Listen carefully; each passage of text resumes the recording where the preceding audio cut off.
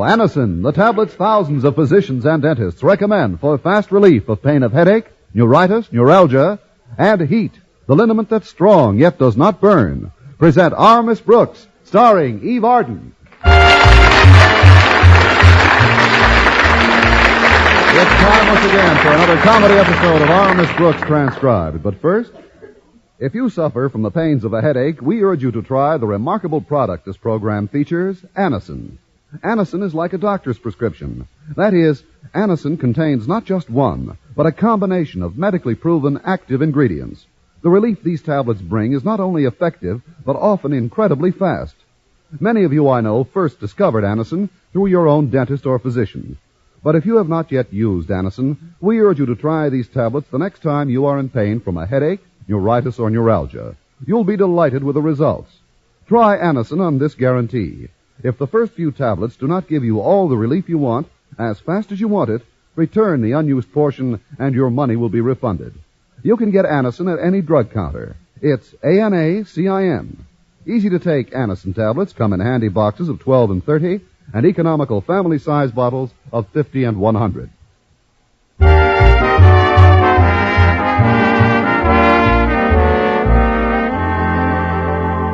Although it was a difficult decision to make, our Miss Brooks, who teaches English at Madison High School, finally made it.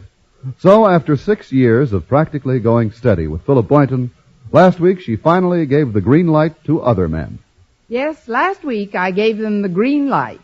And since then, they've acted as though my street is under repairs. However, I did meet a salesman named Freddie Stewart. And when a girl has spent 6 years being taken to a hot dog stand for dinner, a movie, and then a soda fountain afterward, anything would seem like a change. So Wednesday night I went out with Freddie, and the evening seemed most enjoyable. The hot dogs were delicious, the movie great, and the double malteds were out of this world.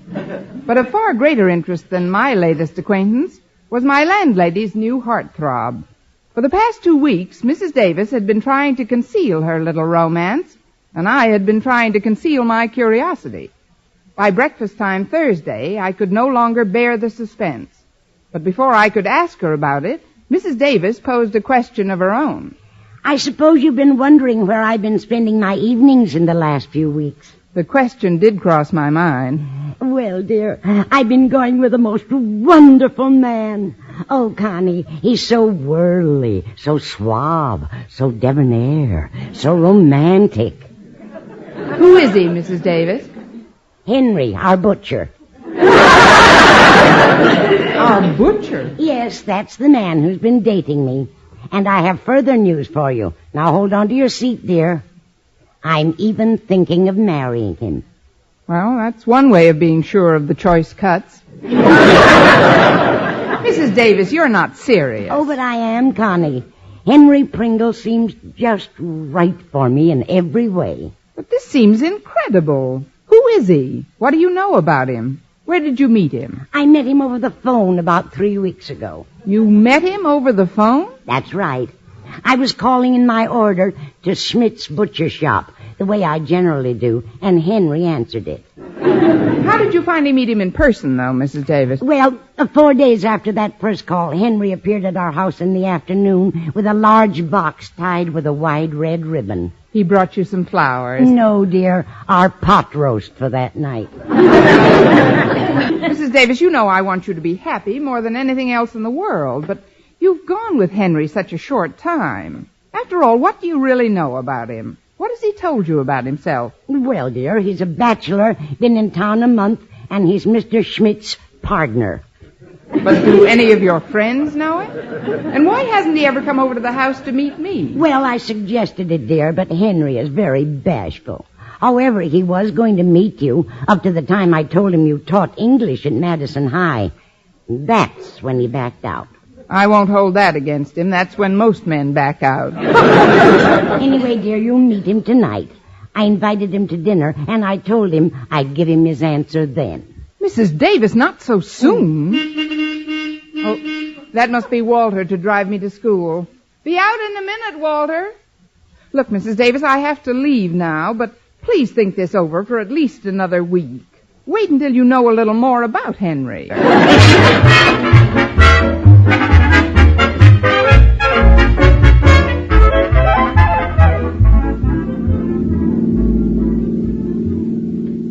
Brooks, you haven't said a word since you got in the car. It isn't my driving that's bothering you, is it? No, Walter. I'm worried about something else today. I wouldn't worry about that, Miss Brooks. What can you expect when last night was the first date you had with him? What? Walter, how did you know I had a date last night?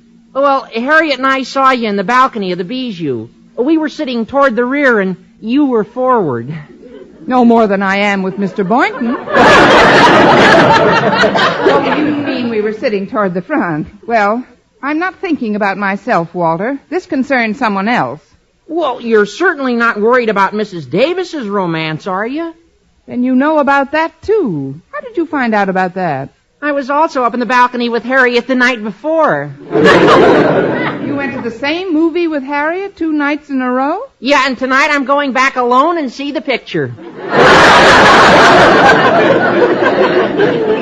But the other night you saw Mrs. Davis up there with someone. Boy, was she with someone, Miss Brooks. Ooh, la la. Walter, I can't say I care for that ooh, and even less for those la-las. Oh, I didn't mean any disrespect, Miss Brooks. But Mrs. Davis and this old fella certainly did seem to be enjoying each other's company. Yeah, honestly, Harriet and I thought we'd pop the way they were popping popcorn into each other's mouth. Well, that's exactly what's worrying me. She's thinking seriously of popping popcorn into her friend's mouth for the rest of her life. Well, you mean marrying the guy? But that's wonderful, Miss Brooks. Wonderful? Certainly.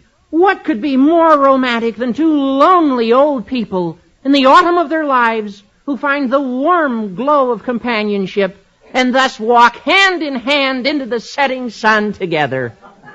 Followed by 2 men from a collection agency and the sheriff. Walter, Mrs. Davis has known this man for a little over 2 weeks. What does she really know about him? About his background, his finances? But Mrs. Davis is a mature woman, Miss Brooks. Surely she ought to know what she's doing. Not in this case. But since we're practically on the school grounds, Walter, we'd better drop the subject for the time being. Sure. Oh, say, isn't that Harriet and old Marblehead, Mr. Conklin, out in front of the school now, Miss Brooks? Why, so it is. I wonder what our principal's doing outside school. Well, maybe he figures that gives him more room to pounce on us. I hardly think so, but apparently there's something terribly wrong today. Why, Miss Brooks? He's smiling. Yeah! I wonder who he expelled. Well, it seems we're all arriving about the same time this morning. Good morning, Miss Brooks. Good morning, sir. Morning, Harriet. Good morning, Miss Brooks. And how are you this morning, Denton? Oh, fine, sir. Simply fine. Never felt better in my life. Absolutely in the pink. All primed and raring to go. Never better, sir. Not in my entire life. No, sirree. I never will learn, will I? Well, I better get rid of this car. Want to drive to the back lot with me, Harriet? Oh, I'd like to, Walter, but you know how Daddy feels about the 2 of us going... Go right ahead, my dear. Now, really, Mr. Conklin, I must protest against the constant injustice of never permitting your daughter to accompany me on so simple a journey as to go to the... did you say go right ahead? Now take that souped-up flying saucer out of here before I change my mind. Oh, yes, sir. Yes, sir. Hop in, Harriet. Okay. Thanks, Daddy. I don't know what it is, but that boy always leaves me boiling. I can't remember when I've been in such a good humor. I can't either. But you certainly did seem in a fine humor this morning, sir. And, well, I might be, too. We had some very good news at our house last night. It concerns my wife's sister, Mildred. You've heard me mention her. The single one who comes to our house and stays for months at a time. You mean she's finally getting married? No, that's just it. She's not. But how is that good news, sir? Well, we were suspicious of the fellow right from the beginning. From everything Mildred told us about him, he only seemed to be interested in her for her money. He did? So I began to do a little private investigating and found the fellow had once been a confidence man and had landed in jail twice. Mildred wouldn't believe me, but Luckily, when I phoned him and confronted him with the evidence, he told me to stop worrying, that he'd found a new sucker anyway. Mr. Conklin, hadn't you ever met this man before? No, that was one of the things that first aroused my suspicions. He never would come over to the house to meet us. I think I'm beginning to feel a little faint.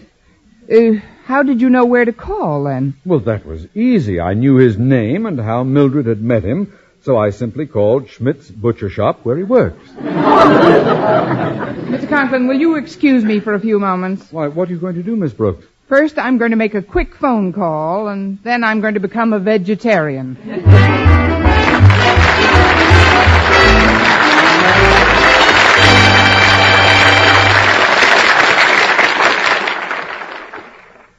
Friends, when agonizing pain of rheumatism, muscle strain, or backache makes you miserable, and every move is a torment, that's the time to reach for heat. H-E-E-T. Heat. The liniment that's strong, yet does not burn. The moment you apply it, you can feel heat's soothing warmth working to relieve your painful miseries. That's because heat penetrates deep, brings immediate relief to sore, aching muscles. Wherever you ache, just brush on heat. Heat penetrates deep, keeps working for hours to bring wonderful, soothing comfort to the painful, aching area. Your pain seems to disappear. Heat isn't oily, sticky, or messy. You just brush on heat with a handy applicator that comes with each bottle, and it dries in seconds. So remember, when pain of rheumatism, muscle strain, or backache makes you miserable, heat's penetrating warmth gives you fast, long-lasting relief. Get heat. H-E-E-T. Heat. The liniment that penetrates deep to bring immediate relief.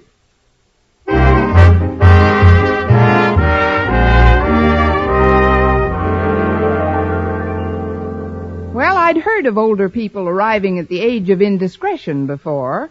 However, not only did my landlady arrive, but I think she intends to spend the rest of her life there. When I finally reached her on the phone just before noon, the results of our conversation practically floored me. She refused to believe a word of what Mr. Conklin had said about Henry.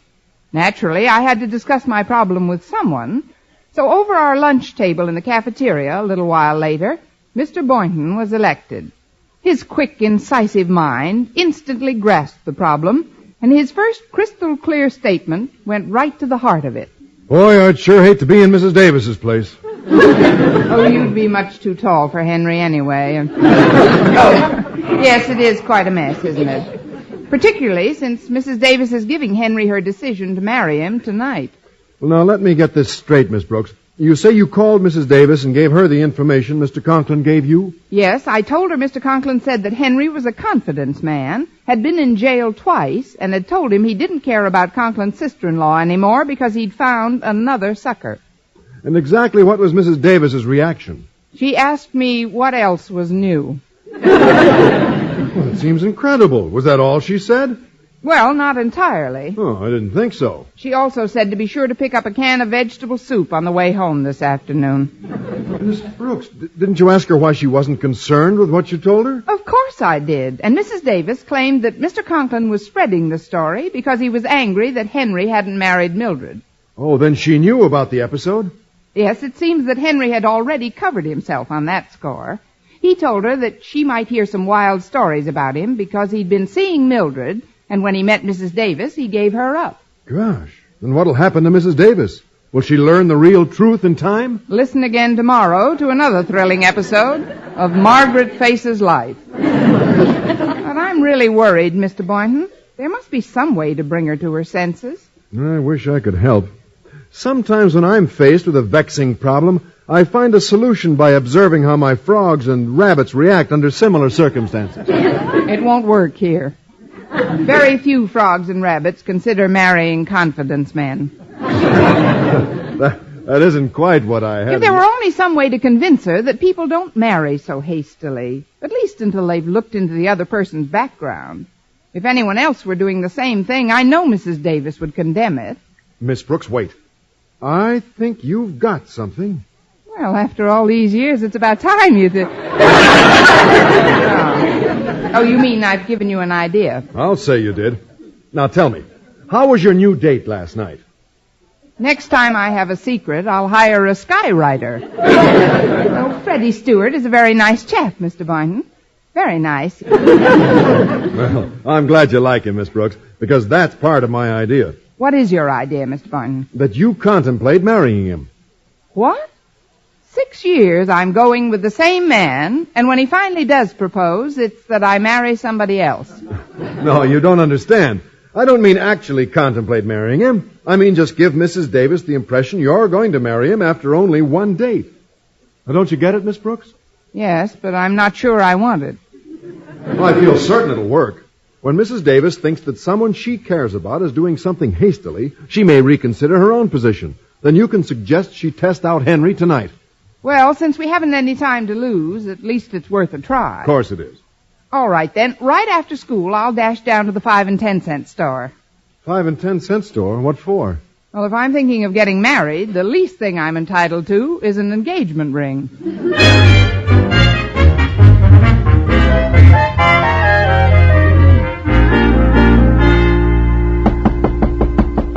Entree. No, it's me, Mrs. Davis. I know. Come in, Mrs. Davis. Ma, you're home early this afternoon, dear. But why are you packing?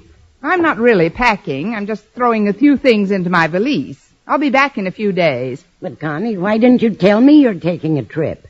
Well, this one came up so suddenly and seemed so insignificant it was hardly worth mentioning. Why not, Connie? I'm getting married. Well, Connie, even an insignificant trip like that is worth telling me about since you're going to get married. Connie, when did you decide to do that? About an hour ago, during a lull in the conversation. We're getting married this evening. Well, I think it's simply wonderful, dear. Huh? It's what we both dreamed about all these years, that someday Mr. Boynton would propose. Oh, I'm not marrying Mr. Boynton. It's Freddie Stewart. Freddie Stewart? Freddie Stewart asked you to marry him, and you accepted? Certainly. I didn't have anything else planned for this weekend, did I? He asked you an hour ago, and you're getting married tonight? Yes, Freddie says he doesn't believe in long engagements. But, Connie, marriage is the most important step of your life. You have a whole lifetime to live together. It takes months to get to know a man properly. Oh, now, Mrs. Davis. I will admit if you hadn't gotten the idea first, I might not have accepted so readily. Well, Connie, maybe I was wrong. Maybe we're both being a little hasty. I'll tell you what, dear. If you'll tell Freddie you want a little time to reconsider, I'll put Henry to the acid test tonight. The acid test? I didn't mean for you to disfigure him for life. No, what I meant was this. Since you think he's chasing me because I own this house and have a little money, I'll prove to you, dear, that you're wrong. How? Well, we'll simply reverse positions. You'll be the owner of this house. And what's more, I'll pretend to be your servant. If Henry still wants to marry me, then that should convince us both of his integrity, shouldn't it? Well, Connie, what do you say?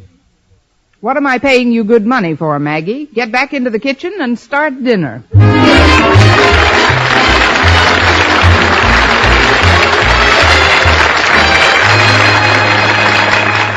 Our Miss Brooks will return in a moment.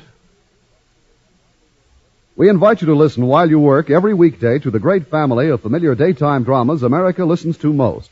Every Monday through Friday on most of these same stations, you not only look in on the romance of Helen Trent, but visit Three Oaks, where young Dr. Malone is facing his latest emotional as well as professional problems.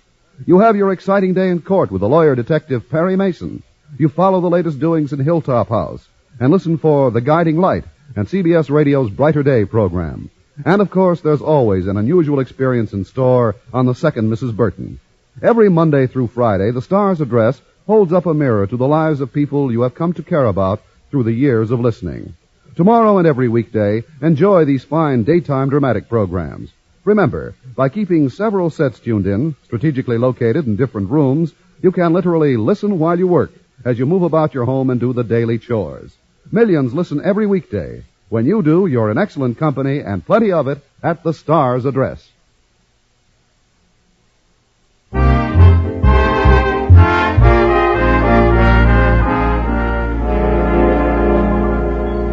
Well, having persuaded my landlady to cooperate with me, I felt certain I could prove that her boyfriend was a complete phony.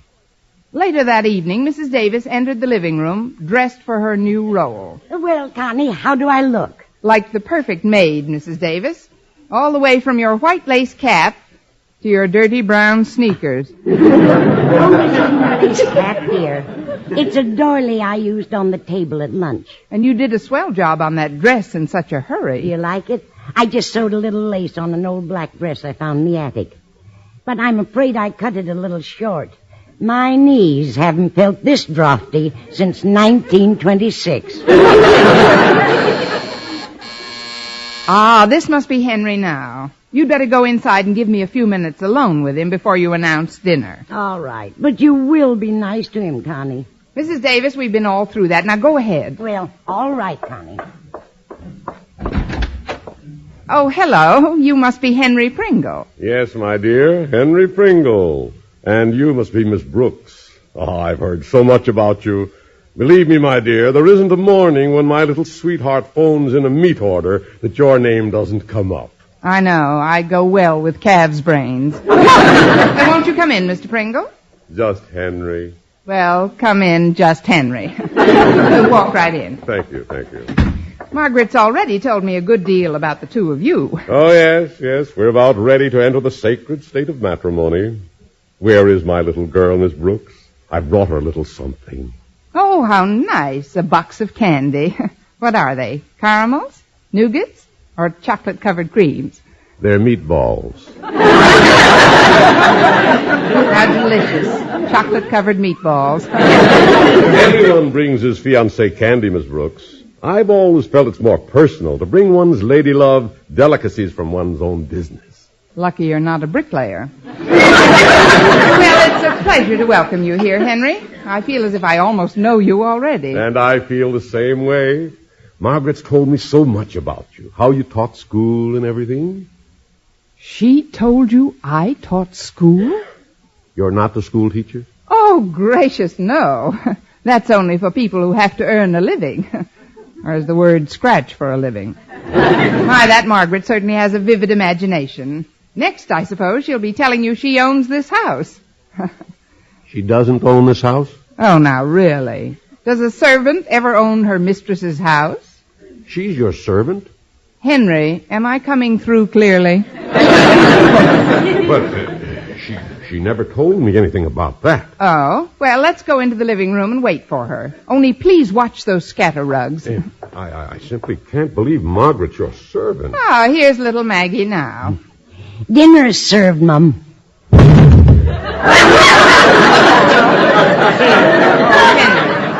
I warned you about those scatter rugs. Here, let me help you out. No, I'll be all right. Look what Henry brought you, Maggie. A box of meatballs. Oh, Henry, you shouldn't have. You can say that again. Margaret, is all this true? Are you really Miss Brooks' servant?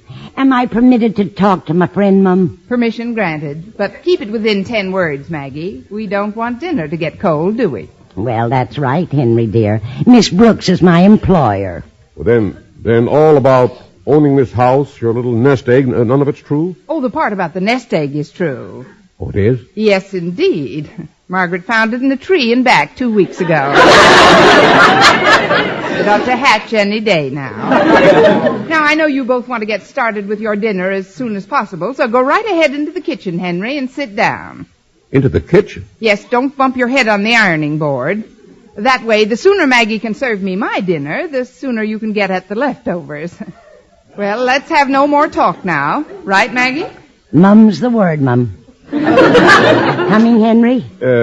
Just a moment, Margaret. I'm not very hungry.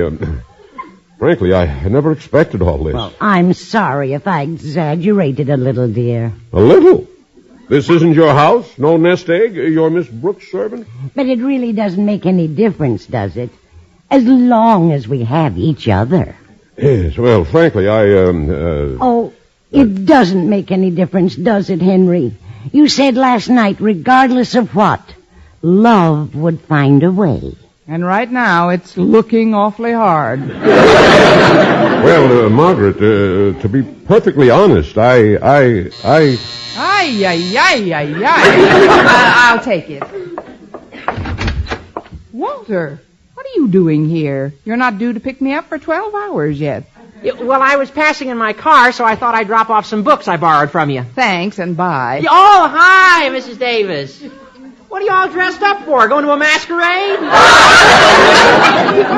No, Walter, I'm not going to a masquerade. No masquerade? No, but you're going to a funeral if you Well, don't... gee, that's a clever costume. If I didn't know you owned this place, I'd swear you were the maid. Walter, blow. Have I overstayed my welcome already, Miss Brooks? On this earth by about 16 years. Gee, some people sure have their moods. Well, good night, everyone. Now, Margaret, perhaps you'll tell me the reason for this little game you've been playing. Well, I'm sorry, Henry, but I wanted to find out if you really love me. If you would love me if I had nothing in the world. Oh, could you doubt it for a minute, Margaret, little girl? Could you, Margaret, child? Margaret, baby? Once more, and she won't even be born yet. I know it now. I was a fool, Henry. Can you forgive me? Please try to find it in your heart to forgive me for ever doubting you. It'll be difficult. But he'll make it. Believe me, Henry, I've learned my lesson. Nothing more will ever come between us. Except the doorbell. I'll get it. Good evening, Miss Brooks. Am I on time? Sir, what are you doing here this time of night? And with a valise? Ah, Margaret, darling, I see I am in time. Osgood, what are you doing here? What am I doing here? And who has a better right to be here than your husband? Your very own husband. My husband? Certainly. Aren't you going to kiss me, sugar plum? If she doesn't, I am. It's certainly lucky you got here when you did, Osgood Davis. Osgood Davis? Margaret, you mean you're really married to this guy? Oh, Henry, of course I'm not. There's not a word of truth in it. This man is an imposter. There, I won't argue, but he is your husband. Henry, you don't believe this, do you? I don't know what to believe anymore. But I'm certainly not taking any chances. Attaboy. Not after being mixed up like this 3 times before. What? Then you're not a bachelor? Margaret, girl, I haven't been a bachelor since I ran away from junior high with my French teacher. He'd said English, I'd have screamed. So if you'll excuse me, I'm getting out of here. Oh dear. This is terrible. It's terrible. Then Henry really is the sort of man you told me he was, Connie. With a number of embellishments I had no idea of. But Osgood, how did you happen to come over tonight? Well, when Boynton told me this afternoon of the tragic mistake you were about to make, Margaret, I knew I had to do something to prevent it. Particularly when he said you wouldn't believe a word of what I'd told Miss Brooks. But how did you think of this husband role, Mr. Conklin? Oh, that was just a shot in the dark, Miss Brooks. Well, luckily everything worked out all right. And I believe I have an idea how we can prevent this sort of thing from happening again. How, dear? From now on, I'll do the ordering by phone. Our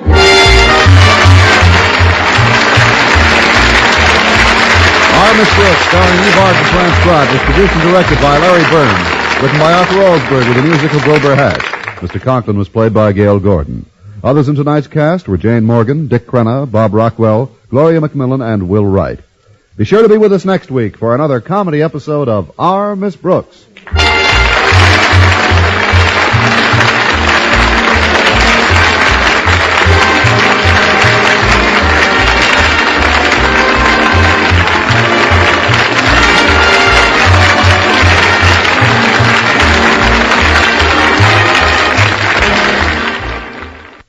Now, Anacin, the tablets thousands of physicians and dentists recommend for fast relief of pain of headache, neuritis, neuralgia, and Bicidol mints that quickly rid stomach of gastric distress. Present Our Miss Brooks, starring Eve Arden. It's time once again for another comedy episode of Our Miss Brooks transcribed. But first, may I make a suggestion that you will probably thank me for someday? It is simply this. The next time you suffer from headache, neuritis, or neuralgia pain, try Anacin. The reason we suggest this is because we feel sure you will be surprised at how incredibly fast Anacin gives you relief. Thousands of people who have tried Anacin say its action is truly astonishing. Anacin is like a doctor's prescription. That is, Anacin contains not just one, but a combination of medically proven active ingredients in easy-to-take tablet form. Thus, in taking Anacin, you are following sound principles. The next time you suffer pain from headache, neuritis, or neuralgia, don't wait for relief. Try Anacin. On this guarantee, if the first few Anacin tablets do not give you all the relief you want, as fast as you want it, return the unused portion and your money will be refunded. You can get Anacin at any drug counter in handy boxes of 12 and 30 tablets and economical family-size bottles of 50 and 100. I'll spell the name for you, Anacin.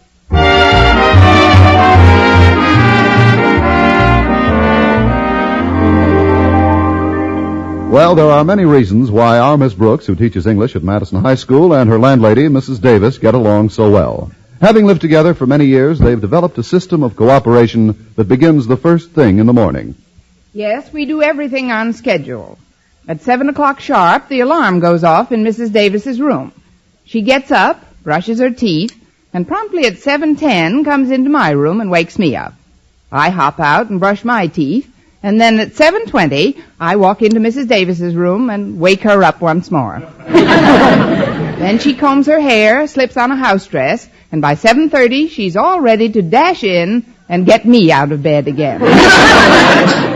But by 7:40 or so, when we sit down to breakfast, we're both as chipper as two larks, eager, bright-eyed, and ready to face the new day. Take last Friday morning, for instance, when Mrs. Davis set my plate before me. Her first words were, Connie. Oh, Connie, wake up and eat your eggs. Huh? Oh, I'm wide awake, Mrs. Davis. Good. Then get your chin out of your tomato juice and eat. I'm pretty hungry now that I'm up. This juice is good. Feels nice and cool on my chin. Now I'll just do a job on these scrambled eggs. They seem a little different today. Oh, where did you get these eggs, Mrs. Davis? Now, Connie, you're just not used to powdered eggs. Powdered eggs? The grocer assured me that we'd never be able to tell them from the genuine article. He's right. They taste just like real powder. Well, I'll settle for toast and coffee. Pass the butter, please, Mrs. Davis. Certainly, dear. But it's margarine. Margarine? Yes, it's quite a bit cheaper than butter. Oh, I see. Here, care for a part of the paper, dear? No, I'll just eat a big lunch. Oh, you mean to read? Yes, thanks. I know the breakfast isn't what it should be today, Connie, but frankly, it was my way of hinting that it's difficult to make ends meet. I know, Mrs. Davis. I owe you 8 weeks back rent now. It'll be 9 tomorrow. I don't like to dun you, dear, but I've got to raise $50 by next week or lose all my living room furniture. But you own that furniture outright, Mrs. Davis. You made the last payment 2 months ago, don't you remember? Certainly, dear. But then last month I had to have the roof repaired. So? So I borrowed on the living room furniture.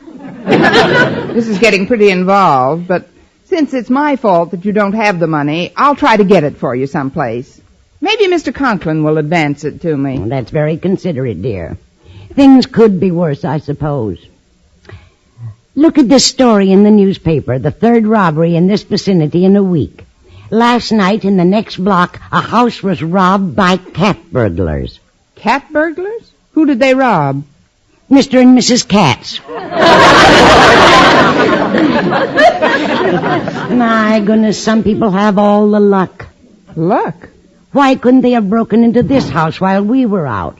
I could have collected enough insurance to pay what I borrowed on the furniture and get some new stuff besides. Well, that's no way for you to think, Mrs. Davis. After all, that must be Walter Denton to drive me to school. Oh, dear. Do you suppose he's got a big appetite this morning? That's like asking if John L. Lewis has eyebrows. Come on in, Walter. I'll set a place for him. Top of the morning, gracious ladies. And the rest of the day to yourself, Barry Fitzgerald. We haven't much to offer today in the way of breakfast, Walter, Well, but... what's wrong with the stuff on this platter? I'll just help myself to a plateful, if I may. Certainly you may, dear. Here's a knife and fork. Oh, this is delicious. You like it? Oh, sure I like it. Oh, this is one of my favorite dishes. You know what it is? Well, I ought to know what it is. I've been eating it since I was 4 years old. You have? Well, sure. No, I don't want to sound like a connoisseur or anything, but these are absolutely the best hominy grits I ever had. Hominy grits? Yes, doesn't Mrs. Davis prepare them wonderfully, Walter? If you'll excuse me a moment, I'd better clean up the kitchen. I thought you had. I mean... I'll see you later, Mrs. Davis. Yeah, see you later, Mrs. Davis. Well, now that we're alone, Miss Brooks, I'd like to ask a favor of you. It's in connection with Harriet Conklin. What about Harriet Conklin? She's broken 3 dates with me this week, and she won't tell me why. Now, Miss Brooks, you're a woman. Warm, attractive, desirable. Have some more hominy grits. I mean, go on, Walter. Well, being the kind of person you are, you can ascertain better than I how another such person would act toward a person like myself if a third person entered such a person's life. From the adage, one man's meat is another man's person. Look, Walter, I've got to see Mr. Conklin this morning about getting an advance. So if Harriet's around his office, I'll try to find out whether or not there's a new romantic interest in her life. Wonderful, Miss Brooks. How do you propose to accomplish this? In a very devious, feminine, and mysterious fashion, Walter. How? I'll ask her.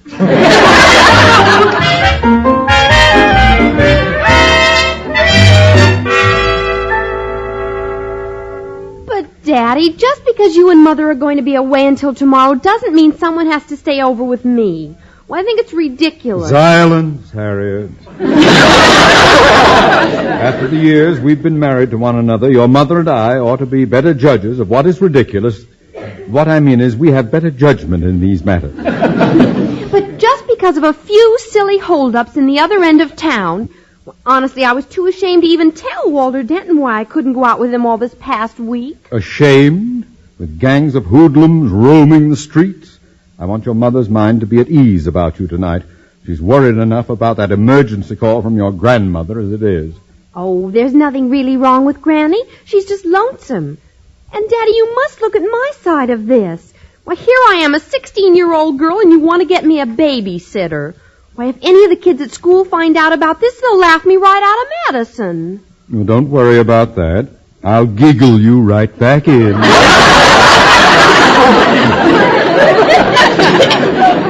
Now then, it's just a question of whom to persuade to stay over with you. I'd like someone dependable and reliable, someone who could think fast in an emergency. Who is it? It's Miss Brooks, sir.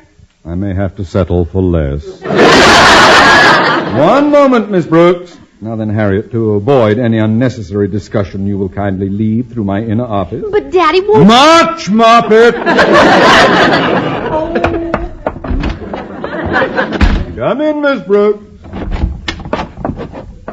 Good morning, Mr. Conklin. I know you're busy, so I'll come right to the point. I have a favor to ask. Now, isn't that a coincidence? I, too, have a favor to ask. Well, you know what I always say, one hand washes the other. Yes, I know, but the last time you said it, my hand didn't even get into the basin. What I wanted to ask you, sir, was Later, Miss Brooks. Mine is by far the more pressing business at the moment. No doubt you heard of the recent robberies round town? Yes, I have, Mr. Conklin. I don't like to sound redundant, but just last night, cat burglars robbed the Katzes. Yeah. Disgraceful. Nobody knows where they'll strike next. Now, it so happens that my wife and I have to be out of town tonight, and we want someone to remain in our home with Harriet. Well, I'd like to help you out, sir, but tonight is Friday. Oh, thank you for a most illuminating prognostication. What I mean is I have a previous engagement, sir, with Mr. Boynton. For the sake of your principal's peace of mind, Miss Brooks, a mere social engagement can easily be broken. But, Mr. Conklin, he'd be very disappointed and... Oh, wait a minute, I've got an idea. Maybe Mr. Boynton could spend the evening with me over at your house. At my house? Well, I'm only suggesting it in case of an emergency, Mr. Conklin. I was thinking of Mr. Boynton's good right arm. Since when have you become partial? No, Miss Brooks, I'm afraid you won't have any time for Mr. Boynton. It just happens I have a long report to the board, which I expect you to type out for me in triplicate. A report? Yes, and I'll need it as soon as I return. So you see, Miss Brooks, Mr. Boynton would just be in the way. But, sir, Miss Brooks, I can't tell you how much I appreciate your coming in here and volunteering for this assignment. Think nothing of it, Mr. Conklin. I don't. What about my favor? Remember, one hand washes the other? Oh, we must get around to your favor by all means. Please be sure to remind me of it next week. Mr. Conklin. I said next week, Miss Brooks. Now, I'm quite busy, so that will be all. Miss! Yes, sir. Here we go again, me and my unwashed hands. Well, of all the nerve.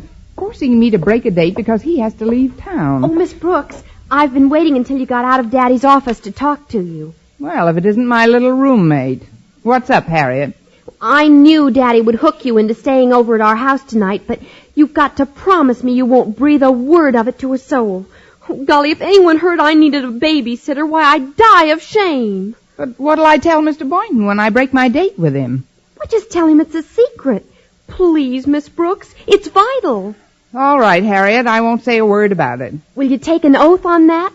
In blood, Harriet. And I know whose blood I'd like to use.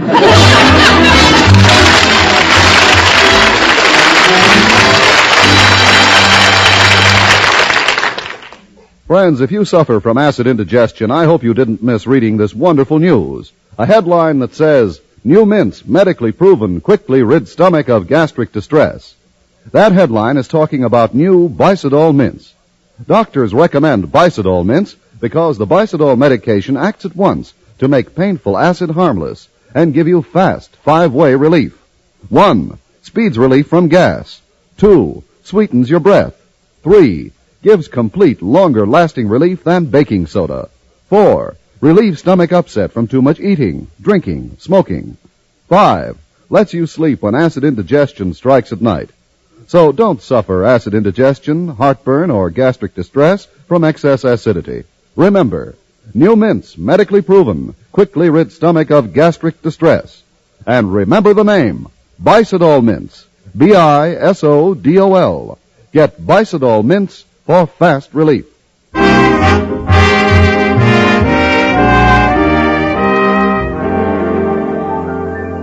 Well, it was bad enough having to look forward to a night at Mr. Conklin's typing reports.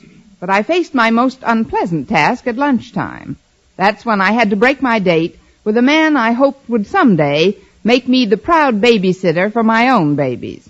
It was doubly difficult, since I'd promised Harriet I wouldn't mention the real reason.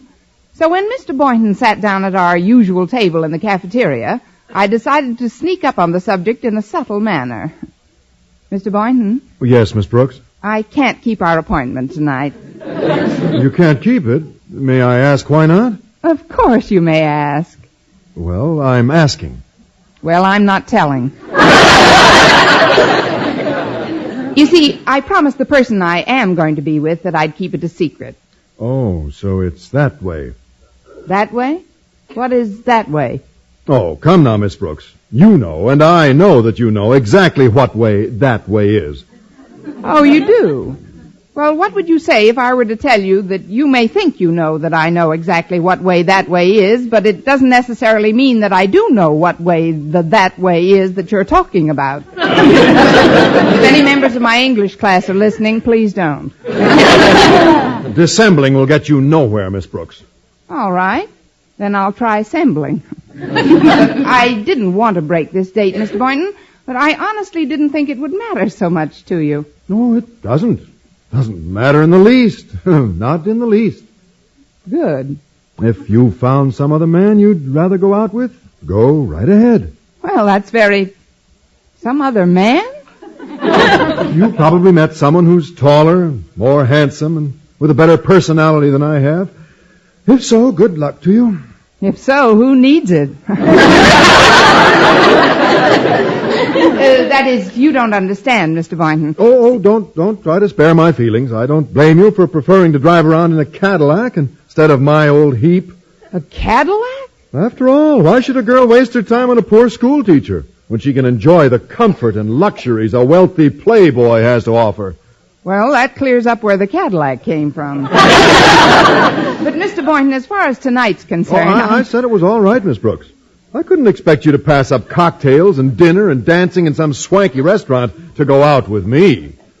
Well, I'm sorry you're disappointed about tonight, Mr. Boynton. Well, you'd be disappointed, too, if you had to go to a boring ladies' bazaar because somebody broke a date with you. Ladies' bazaar? Oh, in a weak moment, I promised my landlady that I'd attend if anything unforeseen happened to my engagement this evening. Well, it just happened. Well, cheer up, Mr. Boynton. The bazaar may not be so bad. Not so bad. I'll have to work in one of those booths. Doing what? Selling kisses, that's what. Yipe. Now, if you'll excuse me, I'm going to get myself some milk and wash this all down. Get two, will you? I might as well be loaded as the way I am. I'll bring it back to the table. Here's the dime for mine, Mr. Boynton. Well, that's all right. I'll lay it out. All the times to get a stand-up. Oh, Mr. Boynton, will you come over a moment? Well, Mr. Conklin, well, this is quite a surprise. As a rule, you don't eat here in the cafeteria. I thought I'd live dangerously today. Boynton, I noticed you talking with Miss Brooks, and I thought I ought to warn you. If you're entertaining any thoughts of coming over to my house tonight to see her, dismiss them. To your house, sir? Yes, Miss Brooks will be much too busy typing a report for me to engage in any social activities. So that's where she's going to be tonight. Didn't she mention it? With all these robberies lately, I asked her to remain overnight with Harriet, since Mrs. Conklin and I will be away. Well, what do you know about that? What do I know about what?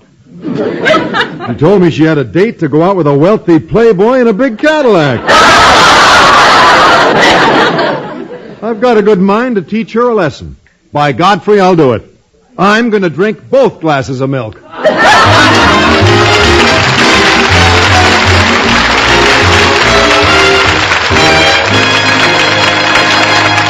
Our Miss Brooks will return in a moment. Say, did I ever tell you about what happened to my late friend, Roadhog Harry? Roadhog Harry was one of the nicest guys I ever knew, off the highway. He was good to his mother, loved his wife and children, never showed up late to work, never watched the clock. Roadhog Harry was a steady performer in every respect, until he got in behind the wheel of his car. Harry's inhibitions left him in a hurry when he began to drive, or maybe he left them. Roadhog Harry actually believed that every time someone new bought an automobile, it was just to spite him. He drove like that road was his. Peculiar part of it was, for a long, long time, he got away with it. Somehow the police didn't catch up with him. And somehow, even when he crowded the opposing traffic over by crossing the center line, he got away with that. Lived a charmed life, you might say. Until C-Day. Crash Day, that is. Some fool driver came along who didn't know Roadhog Harry owned the road, and, well, it happened fast anyway. Poor old Roadhog Harry. CBS Radio suggests, don't drive like Roadhog Harry. Drive to survive those hot summer weekends.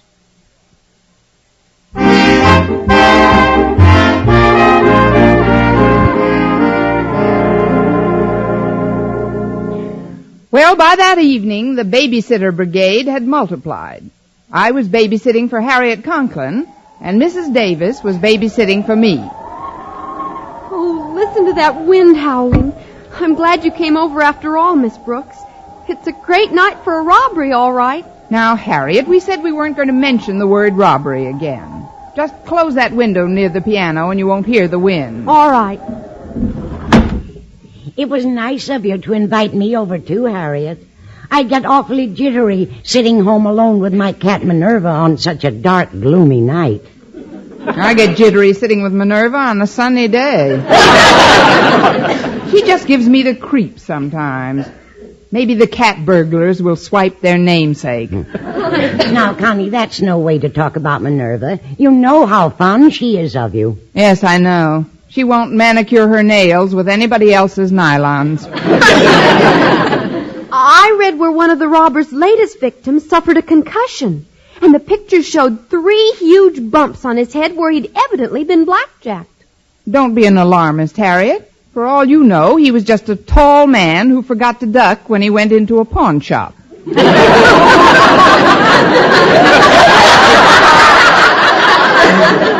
let's change the subject. Yes, let's discuss something else entirely. Anybody read any good books lately? I just read a corker the other night. What was the name of it? She knifed her mate.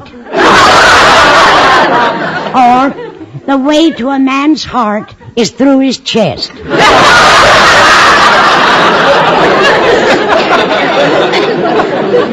Well, maybe we ought to discuss the robberies again. But if conversation won't help, maybe some good music will. Harriet, suppose you put a few cheerful records on the phonograph. Oh, good idea, Miss Brooks. Oh, gee, I just remembered. I lent most of my collection to Nellie Miners.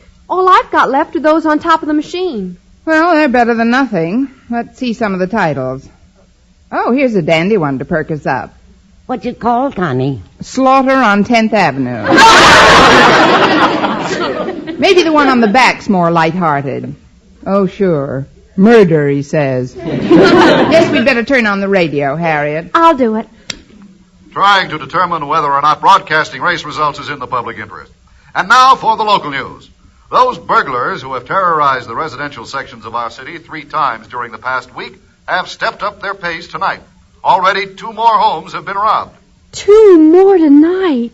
One of the victims, Mr. George Stewart, a high school principal, was found unconscious in his living room. How could they tell? The police have requested that we broadcast this warning. Keep your home brightly illuminated until bedtime. I repeat, keep some illumination in your home throughout the night. If the phone rings and there's no one on the other end when you answer it, it may be one of the gang calling to see if your home is empty. Women especially should exercise extreme caution. If you are... Miss Brooks, why did you turn off the radio? Because you two are nervous enough without it. But 2 more robberies tonight. One of them a principal's house. And did you hear what he said about the phone calls? Well, we haven't had any phone calls, and there's no reason to assume that we will. Even if the telephone should ring, there's no point in getting panicky about it. We'll just cross that bridge when we come to it. Take everything in stride, so to speak.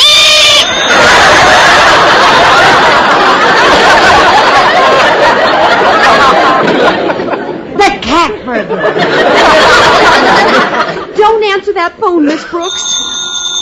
But if we don't answer it, Harriet, they'll think there's nobody home. Let them think what they like. The announcer said that women especially must exercise extreme caution, Connie.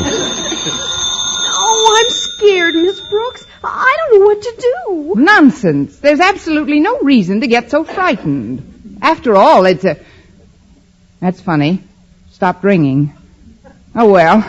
Now let's all calm down and stop being so fearful. One thing we can do is put some more lights on in this room. But they're all on now, Miss Brooks. No, not quite, Harriet. There's a bulb missing in that lamp by the sofa. Well, we've got a bulb for it right here on the bookcase, but Daddy says that's a faulty socket. Well, this is no time to worry about Daddy's faulty socket.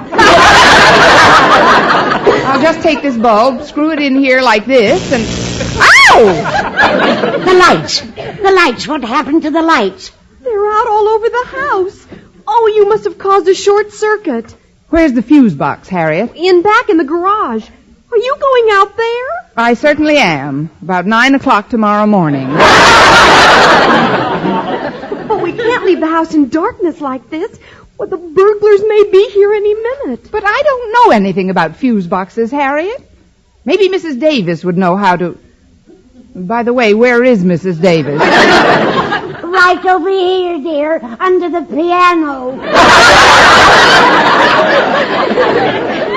What are we going to do, Miss Brooks? Don't worry, Harriet. I know exactly what to do. What? Mrs. Davis, move over.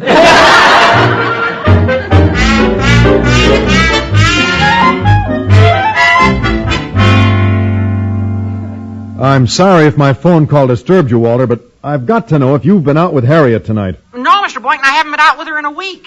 But aren't you with Miss Brooks tonight? No. She's supposed to type some report at Mr. Conklin's house tonight and stay over with Harriet. Mr. Conklin wanted somebody there because he and his wife are out of town, and... Well, if the Conklins are out of town and Miss Brooks is with Harriet, What are we waiting for? Please, Walter, listen. I heard a report on the radio that alarmed me, so I telephoned the Conklin's house to see if everything was all right, but there was no answer. No answer? Well, maybe they all stayed over at Mrs. Davis's tonight. No, I tried that number, and it doesn't answer either. Frankly, Walter, I'm worried. Well, now that you mention it, so am I. Well, just sit tight for now. I'm going over to the Conklins. But how will you get in? Well, I'll get in some way and find out just what's happening one way or another.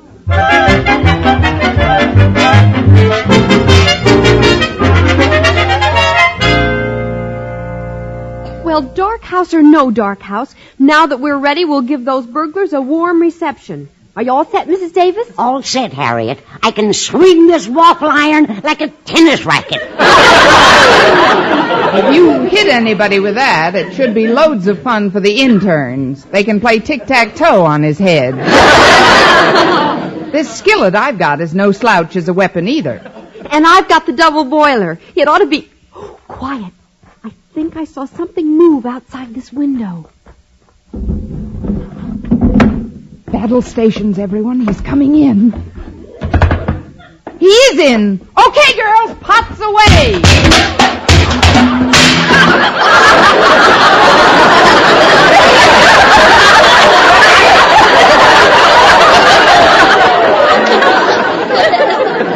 When you hear the tone, the time will be 9:31. Let him have it again. Oh. Wait.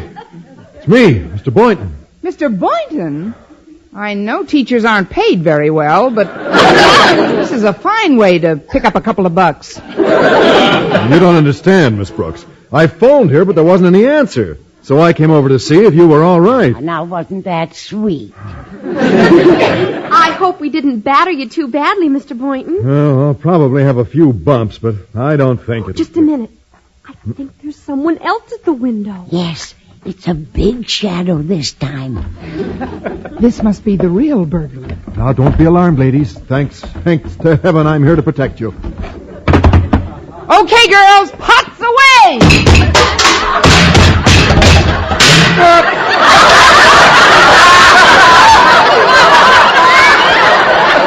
I got him! Hold his arm, someone! Miss Brooks, will you kindly remove those pointed knees from my chest? Mr. Conklin! This is outrageous! Can't a man return to his own home after his car breaks down without being assaulted by one of his teachers?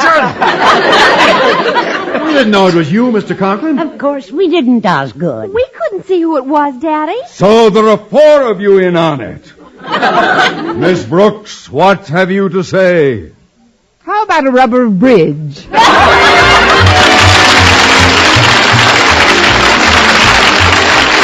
Miss Brooks, starring Eve Arden, transcribed as tradition, directed by Larry Burns, written by Arthur Oldsberg and Al Lewis, with the music of Wilbur Hatch. Mr. Conklin was played by Gail Gordon. Others in tonight's cast were Jane Morgan, Dick Crenna, Bob Rockwell, Gloria McMillan, and Joel Samuels. Be sure to be with us next week for another comedy episode of Our Miss Brooks.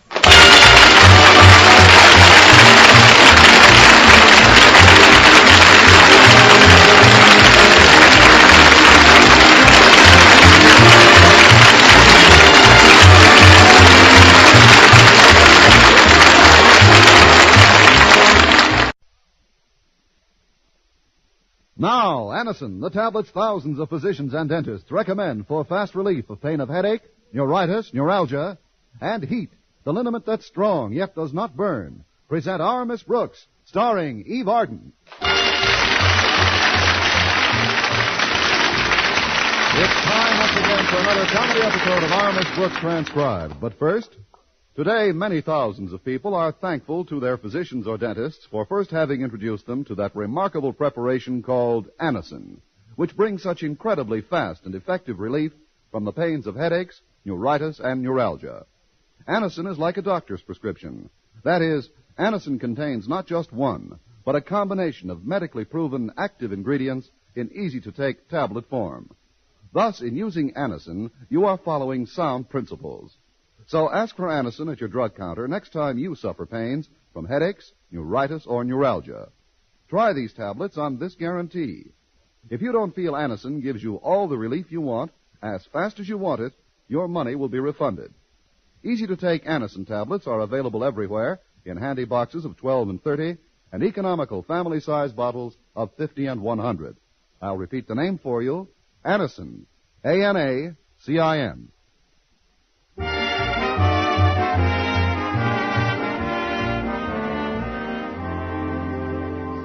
Well, although she's made a lot of friends at Madison High School, where she teaches English, our Miss Brooks regards someone outside of school as her most cherished companion. Namely, her landlady, Mrs. Margaret Davis. Yes, Mrs. Davis is a remarkably kind and generous friend. She's always doing something for somebody. Right now, as the president of the Ladies' Good Deed Club, she's on a drive to get old clothes for the underprivileged. And although I owe her 4 months' back rent, she hasn't even mentioned it to me. I was thinking about these lovable qualities when I joined her at breakfast last Friday morning. Connie, dear. Yes, Mrs. Davis? How about coughing up the back rent you owe me? I'm sorry, Mrs. Davis. I must have gotten some water in my ears in the shower. What did you say? I said, what about the back rent you owe me? Oh, things are fine at school, thanks. It's nice of you to ask. But I didn't ask about... Although now that you mention it, we have been terribly busy lately. We're getting ready for Founders' Day. Mr. Conklin has persuaded the Board of Education to purchase a copy of one of Auguste Rodin's great statues to be placed on the auditorium stage during the proceedings. That's all very interesting, Connie, but it's not what I started to discuss with you. Of course, if you really didn't hear me... What back rent? Oh, I remember now. It's 4 months, Connie. I hate to dun you, dear, but I really feel it would be for your own good. After all, when one person is in debt to another person, the first person should make some effort to turn some part of the money over to whoever has it coming. To whomever has it coming, Mrs. Davis. When speaking to anyone, particularly an English teacher, you must bear in mind that the preposition to takes the objective whom, its correlatives being you, me, us, them, him, and her. Where's the money?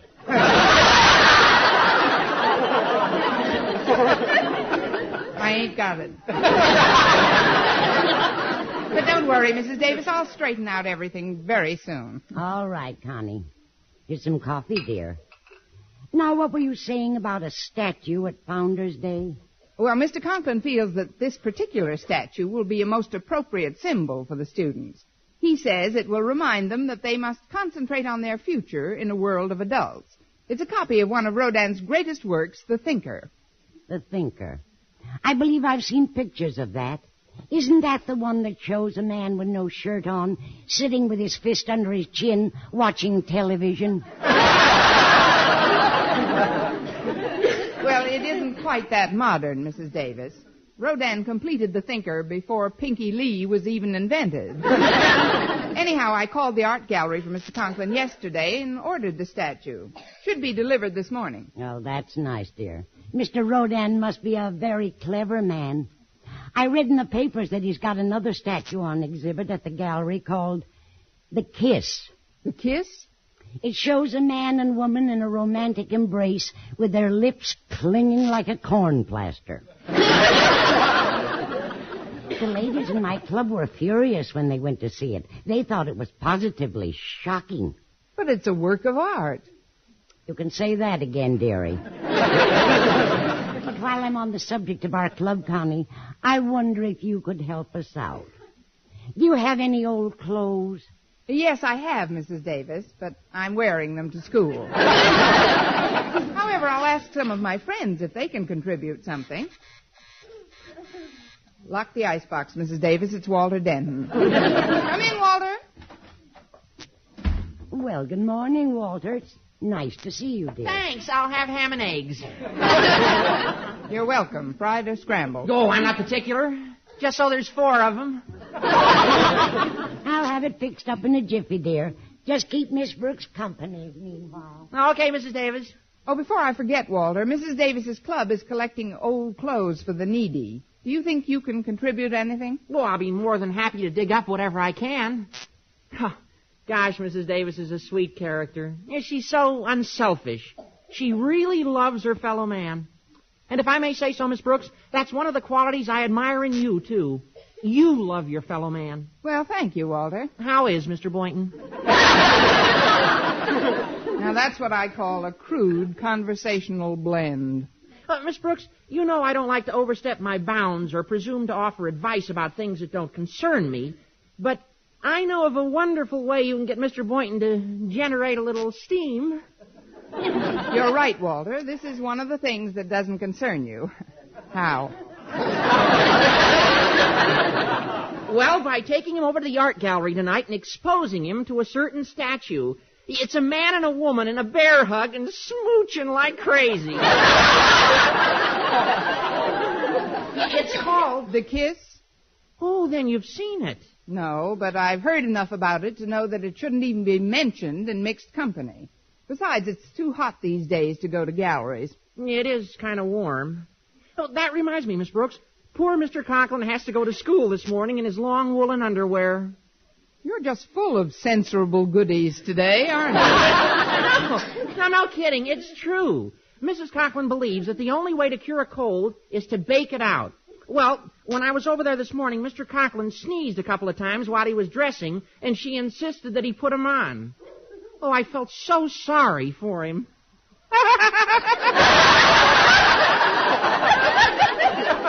This afternoon when that old thermometer starts shooting up, he'll be squirming in his swivel chair like a dervish with a hot foot. Walter, normally you won't get within 50 yards of Mr. Conklin without an anti-tetanus injection. What made you drop into his house? Well, it's a new policy I've just put into practice. I make it a point to let his daughter Harriet gaze at me for a few moments every morning. It sort of sends her to school feeling that life is worth living after all. Mrs. Davis. Yes, Tommy. Just cook the eggs. The ham is in here.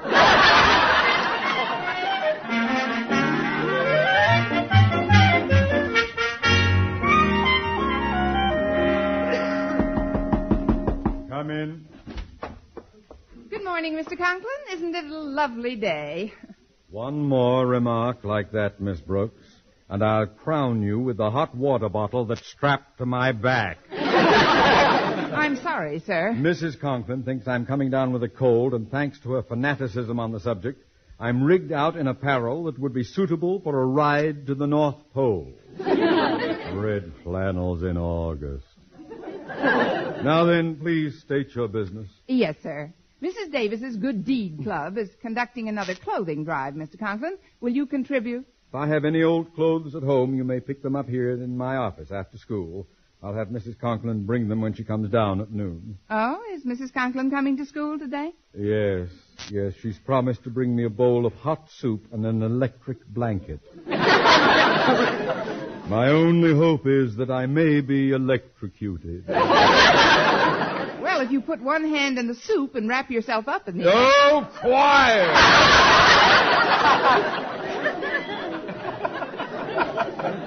Now, before you go, tell me, has the statue you ordered for me been delivered yet? Yes, sir. There's a big crate covered with a tarpaulin right down the hall. I'm sure it contains the statue. Good. Mr. Stone said he might drop by today to have a look at it. The head of the Board of Education? Yes. Now, just between us, he's something of a blue nose. He's very old-fashioned. So I've been thinking, since this statue isn't wearing any... That is, since it's in a state of complete... Well, since it's... Naked?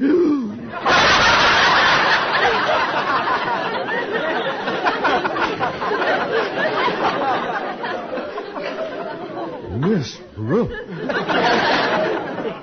Let us say it's undraped. My thought was that in view of Mr. Stone's sanctimonious attitude about these things, we should perhaps put something on the thinker. Like a shirt, for instance. Or even something heavier. How about your long underwear?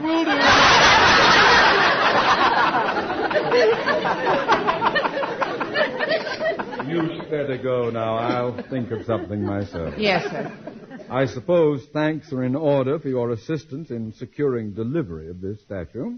With the instructions you gave me, sir, it was a very simple matter. I merely phoned the gallery and ordered statue number 14 on the program. Fine. You've bungled so many similar assignments for me in the past. I was afraid that you might have... Number 14! Eh? The thinker was listed on the program as number 7. Number 7? Yes, 7! I even repeated it for you. I must have added them up.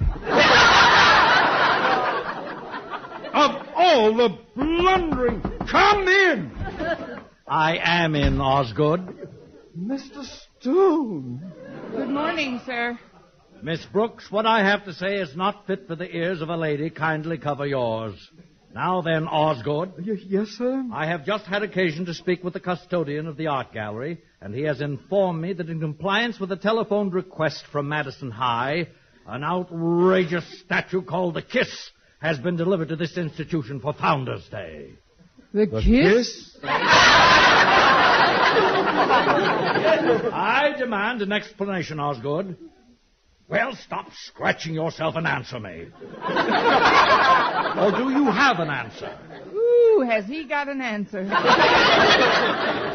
Miss Brooks, I want you to call the custodian of the art gallery and have that disgraceful piece of sculpture removed out of this school with the same dispatch you had it moved in. What are you saying, Osgood? I'm saying, sir, that it was not I who was responsible for sullying the corridors of Madison High with this scandalous exhibit. It was the dunderheaded action of the lady who stands quaking before you at this moment. Oh, it was you, Miss Brooks. Well, speak up. I'm waiting. What have you to say for yourself, young woman? Got any old clothes, Mr. Stone?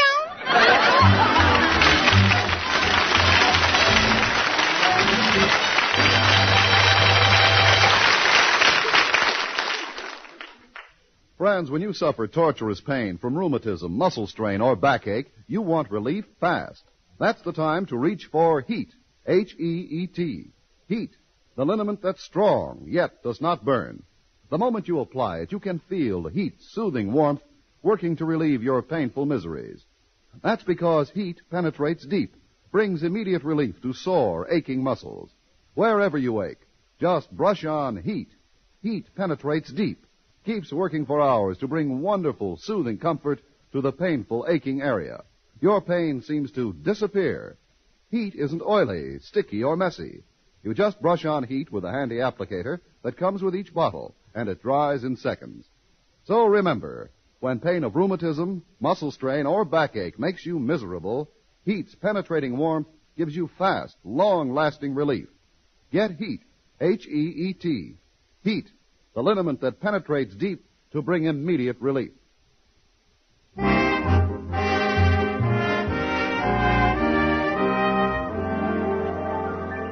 Well, when I called the art gallery and asked them to remove the statue known as the Kiss, I was told that due to a shortage of delivery trucks, they would be unable to pick it up until 5 p.m.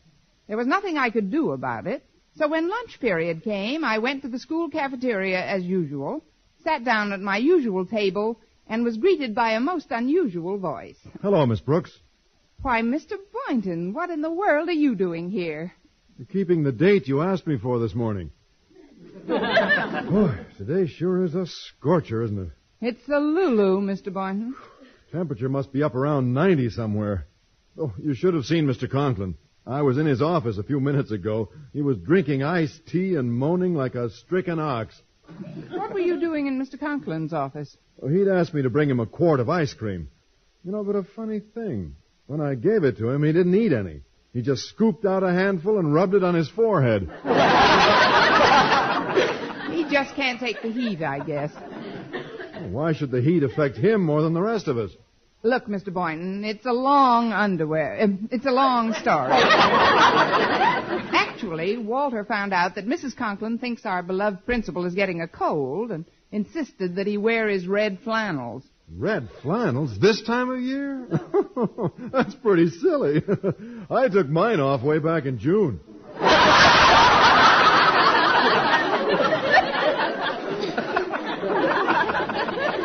But what is it you wanted to see me about, Miss Brooks? I wanted to mention Mrs. Davis's club. They're having another clothing drive. Mrs. Davis already has about a dozen suits discarded by fellows in the neighborhood. Oh, I see. I just wondered if you'd be interested in the project. Well, I certainly am. How much are the suits? No, you don't understand, Mr. Boynton. These suits are for the underprivileged. Well? You're fighting me, Mr. Boynton. You see, Mr. Conklin told me that if his wife finds any old clothes of his at home, I could pick them up in his office after school. Of course, there's nothing definite about it, and I would like to make some kind of a showing with Mrs. Davis. Mr. Boynton, remember the suit you wore when you took me to the zoo last Friday? Yes, that was my blue serge. That's right. Remember when we stopped at the aviary and you had your back to the cage? Yes. Remember how the peacock stopped to admire himself in the seat of your pants? Now, if you could bring yourself to donate that... Please, Miss Brooks, you're exaggerating. It's not that shiny. Besides, I'm rather attached to that old blue serge. I remember when I bought it. There was a big sale on at Sherry's department store, and when I purchased that suit, the salesman gave me a baseball bat.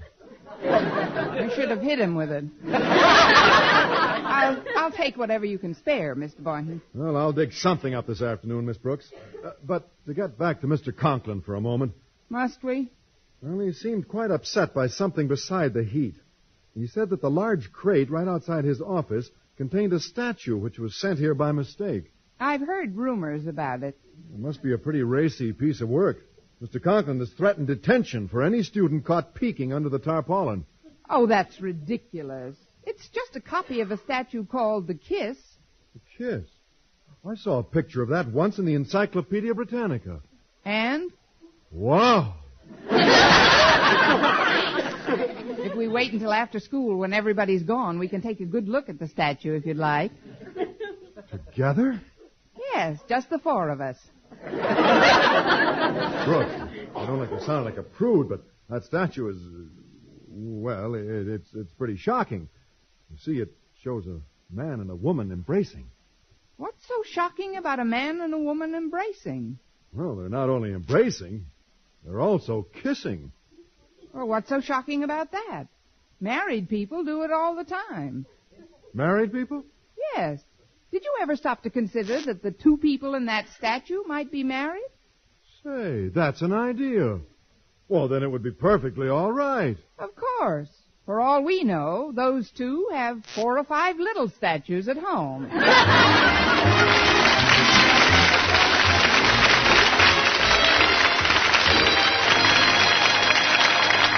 Miss Brooks will return in a moment. We haven't cornered the market on headlines, but it's our firm conviction that news can't happen anywhere without a CBS newsman on the spot or within fast flying distance to get and report the facts. History doesn't wait on us, but we do the next best thing. CBS News maintains nerve centers in every strategic news capital. Our reporters are backed up by years of experience in the field. CBS newsmen are a fast-living lot. Nobody can break a date and make a plane faster than a CBS newsman. They're an oft-bidden lot, our 20th century news hawks. They're used to traveling light, fast, and often when news is making up. Bill Downs in Rome, Richard C. Hottelet in Bonn, Howard K. Smith and Alexander Kendrick in London, Robert C. Pierpoint in Tokyo, and alert observers in Cairo, Hong Kong, Stockholm, Toronto, and other world news centers are ready to move with the first word of a news break, with or without toothbrush. To get there first, so CBS News can get the facts to you. Daytime, nighttime, anytime, make CBS News your headquarters for headlines.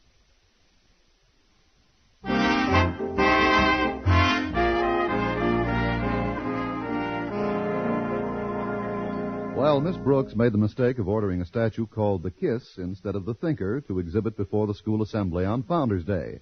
And the Kiss, although artistic, has been declared completely objectionable by the head of the Board of Education.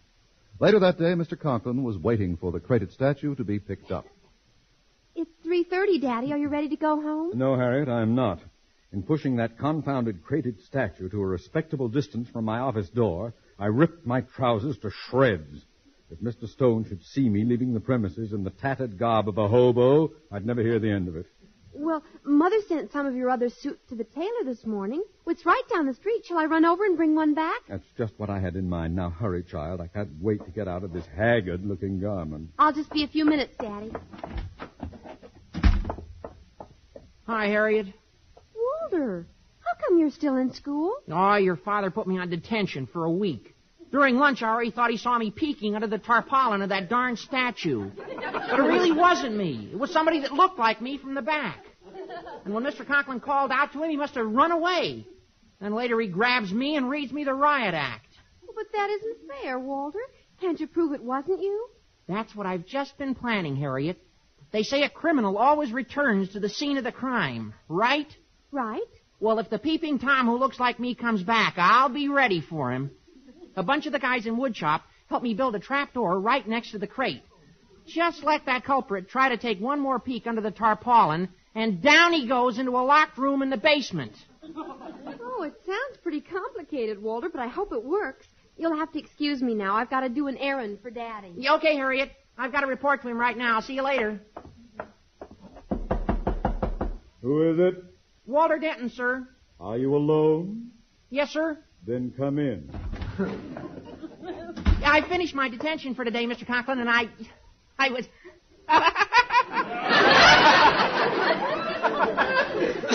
Stop that idiotic simpering, Denton. That red flannel underwear. You look so... If you don't desist... I'm sorry, sir. Say, there's your suit hanging on the chair. Why don't you put it on? Because I just took it off. Why'd you take it off? Because, Master Denton, I wanted to give you an opportunity to see for yourself how screamingly comical I look in long drawers. Yes, sir, I appreciate it very much. Now pick up your dunce cap and get out! Right away, Mr. Conklin. Goodbye, sir. Of all the lame-brained, gibbering mountebanks. Oh, what's the use? Too hot to get excited. Better go into my inner office and fetch the electric fan. That'll make it nice and cool. Yes, indeed. Da-da-da-dum, da-da-da-dum, da-da-da-da-da-da-da-da-dee.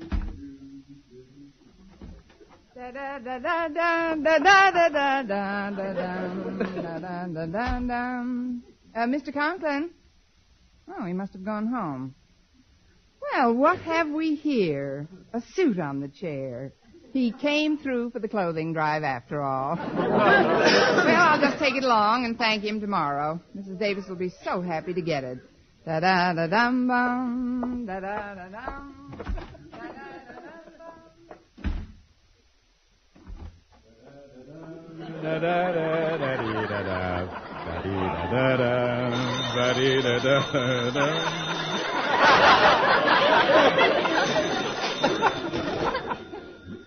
Principal's office. Osgood Conklin himself speaking. This is Harriet, Daddy. The tailor's been awfully busy today, and he won't have any of your suits ready for at least an hour. What? I can't stand around here in my... I can't wait here all day. Now, just forget about it, Harriet. I'll simply get back into my torn suit and sneak out the back way. All right, Daddy. Bye. Goodbye. Now, where did I put that suit again? Oh, yes, it's right here on this empty chair. I'll just slip it on, and in no time at all, on this empty chair!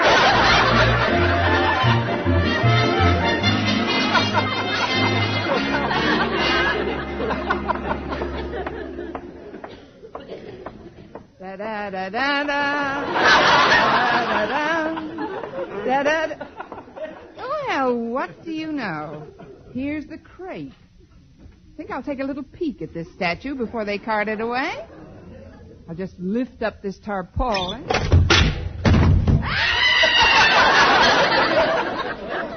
What happened? Where am I? Welcome aboard, Miss Brooks. What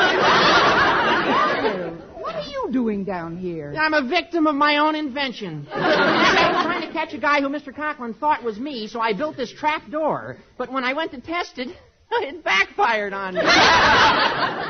You've got to get out of here. Have you tried that side door? Oh, I did better than that. I locked that door from the outside. Yeah, this little old supply room won't be opened again until the custodian comes in on Monday. Monday? You mean we're trapped in here all alone?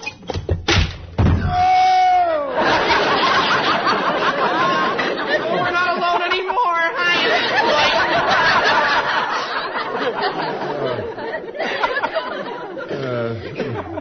This is most embarrassing. Oh, I don't know. I think it's kind of clubby. Miss Brooks, what are you doing here? Same thing you are, only I admitted I was curious. How do we get out of here? We can. Isn't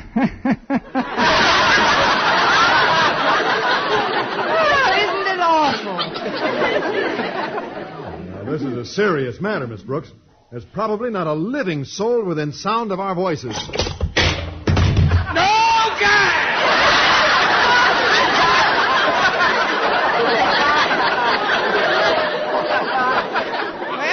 We've got a fourth. Canasta, anyone? Mr. Conklin. Yeah, and he's still in those red flannels. Oh, I'm warning you, Denton. Who said canasta, anyone? It's a woman. Miss Brooks! Get out here! Yeah, but the door's locked from the outside, Mr. Conklin. That's got nothing to do with it. Here, this crowbar will do the trick. Is it? Oh, it is. Oh, I get it. I jam it. It's working. It's opening. We're free. Free, you hear? Free! Now, calm down, Mr. Conklin. You're hysterical. Let go of me! You better take his other arm, Walter. He'll hurt himself. Yeah, I got him.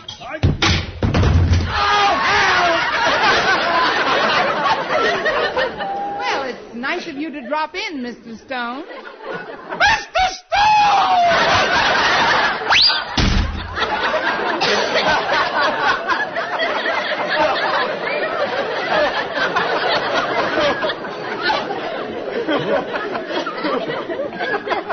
Mr. Stone's been stunned by the fall. Oh, Mr. Boynton. Miss Brooks, what happened? You were naughty. Never mind that. Where's Mr. Conklin? I'm positive I saw him before I blacked out. Well, he became quite panicky when he saw you, Mr. Stone. In fact, only a moment ago, Mr. Boynton and Walter Denton here were each holding a sleeve of his red flannels. As you can see, they're still holding them. I don't understand. If they were each holding a sleeve of his underwear, how did he get out? Same way he got into this room. Trap door.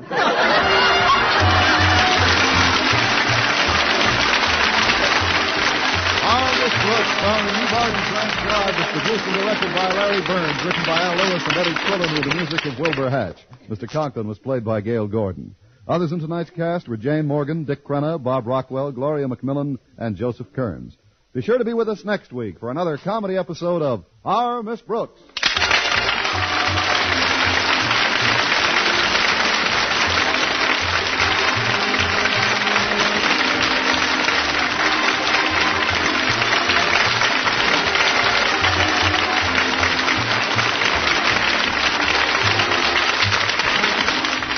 Anacin, the tablets thousands of physicians and dentists recommend for fast relief of pain of headache, neuritis, neuralgia, and heat.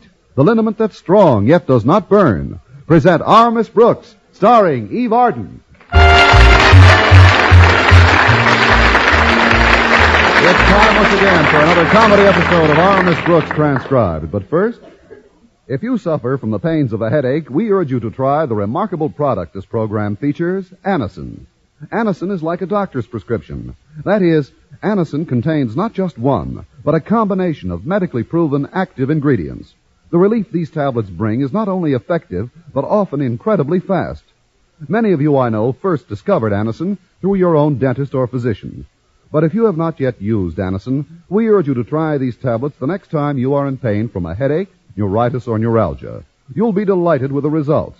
Try Anacin on this guarantee. If the first few tablets do not give you all the relief you want, as fast as you want it, return the unused portion and your money will be refunded. You can get Anacin at any drug counter. It's Anacin. Easy to take Anacin tablets come in handy boxes of 12 and 30 and economical family-size bottles of 50 and 100.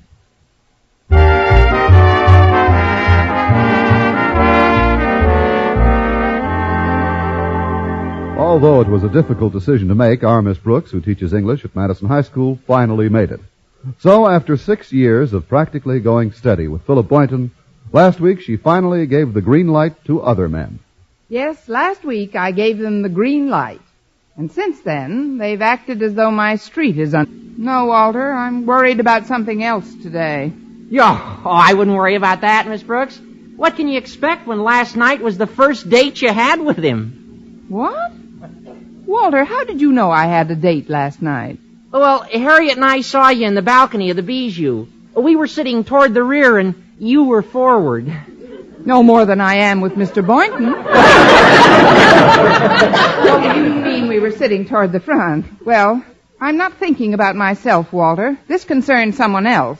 Well, you're certainly not worried about Mrs. Davis's romance, are you? Then you know about that, too. How did you find out about that? I was also up in the balcony with Harriet the night before. You went to the same movie with Harriet 2 nights in a row? Yeah, and tonight I'm going back alone and see the picture. But the other night you saw Mrs. Davis up there with someone. Boy, was she with someone, Miss Brooks. Ooh, la la. Walter, I can't say I care for that ooh, and even less for those la-las. Oh, I didn't mean any disrespect, Miss Brooks. But Mrs. Davis and this old fella certainly did seem to be enjoying each other's company. Yeah, honestly, Harriet and I thought we'd pop the way they were popping popcorn into each other's mouth. Well, that's exactly what's worrying me. She's thinking seriously of popping popcorn into her friend's mouth for the rest of her life.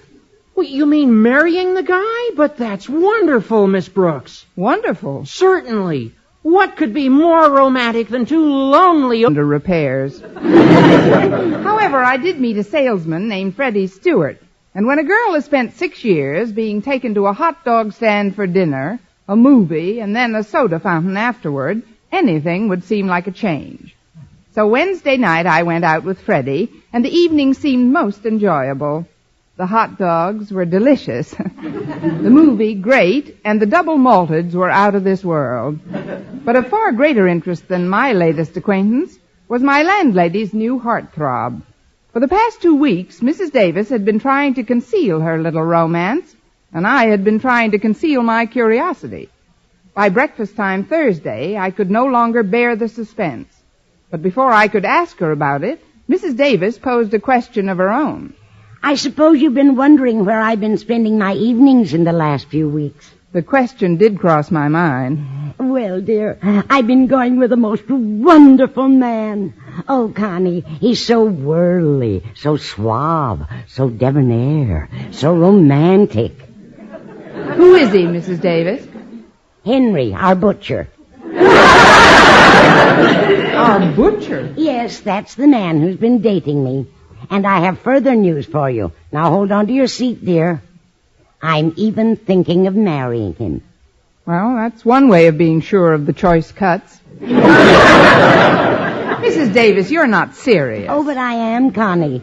Henry Pringle seems just right for me in every way. But this seems incredible. Who is he? What do you know about him? Where did you meet him? I met him over the phone about 3 weeks. Old people, in the autumn of their lives, who find the warm glow of companionship and thus walk hand in hand into the setting sun together. Followed by 2 men from a collection agency and the sheriff. Walter, Mrs. Davis has known this man for a little over 2 weeks. What does she really know about him? About his background, his finances? But Mrs. Davis is a mature woman, Miss Brooks.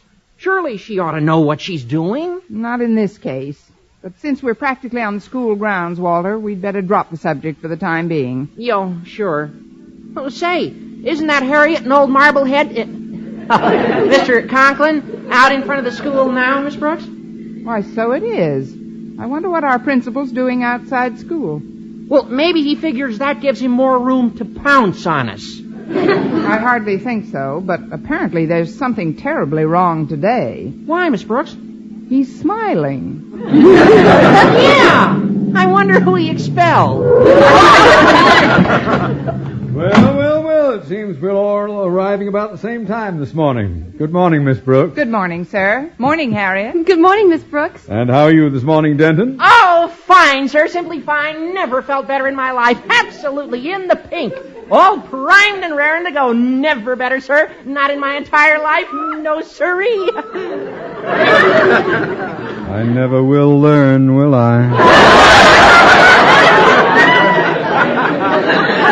Well, I better get rid of this car. Want to drive to the back lot with me, Harriet? Oh, I'd like to, Walter, but you know how Daddy feels about the... 6 ago. You met him over the phone? That's right. I was calling in my order to Schmidt's butcher shop, the way I generally do, and Henry answered it. How did you finally meet him in person, though, Mrs. Davis? Well, 4 days after that first call, Henry appeared at our house in the afternoon with a large box tied with a wide red ribbon. He brought you some flowers. No, dear, our pot roast for that night.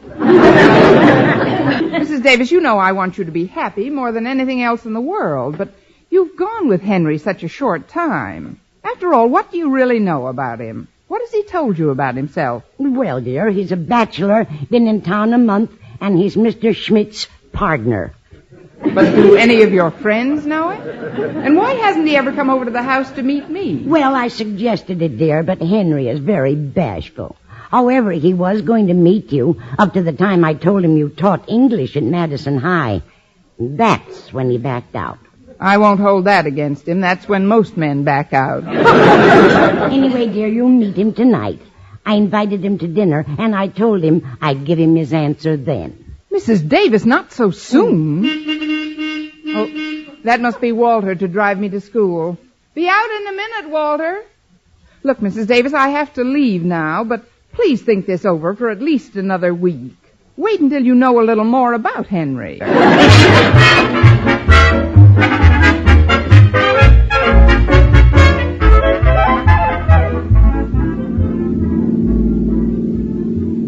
Gosh, Miss Brooks, you haven't said a word since you got in the car. It isn't my driving that's bothering you, is it?